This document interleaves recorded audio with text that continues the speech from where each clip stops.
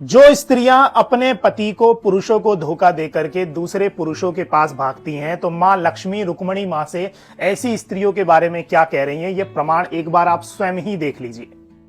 अब देखिए, ये लक्ष्मी रुक्मणी संवाद है। इसमें बताया गया है, लक्ष्मी मां कह रही है रुक्मणी से कि किन स्त्रियों के पास मैं कभी नहीं आती। लिखा हुआ है कि इसके बाद लक्ष्मी जी ने कहा, बहन रुक्मणी, अब मैं उन स्त्रियों की बतलाती हूं जिनसे मैं अप्रसन्न रहती हूं, जिनको मैं धिक्कारती हूं। कौन है वो स्त्रियां?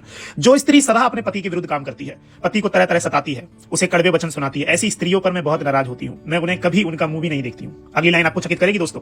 जो स्त्री अपने पति का घर छोड़कर दूसरे के घर में रहने को आतुर है, दूसरे पुरुष पर प्रेम रखती है, ऐसी स्त्रियां नरक के कीड़े बनती हैं। मैं सपने में भी ऐसी स्त्रियों के पास नहीं जाती। जो स्त्री बेशरम है, झगड़ालू है, लड़ाईखोर है, कड़वा बोलती है, ऐसी स्त्रियों के पास भी मैं नहीं आती हूं। और नीचे लिखा हुआ है कि जो अपवित्र रहती है, बहुत सोती है, आलस, बड़ों का कहना नहीं मानती और चीजों को जहां मर्जी वहां फेंक देती है, ऐसी स्त्रियों भी मुझे कभी अपना नहीं बना सकती। इसका ज्योतिष कारण अगर आप समझने की कोशिश करें, जो शुक्र होता है ना, पुरुषों का जो शुक्र होता है वो पत्नी होती है, और स्त्रियों का जो शुक्र होता है वो उसका पति होता है। जब शुक्र खराब होता है कुंडली में, तो कहा जाता है मां लक्ष्मी की पूजा करो।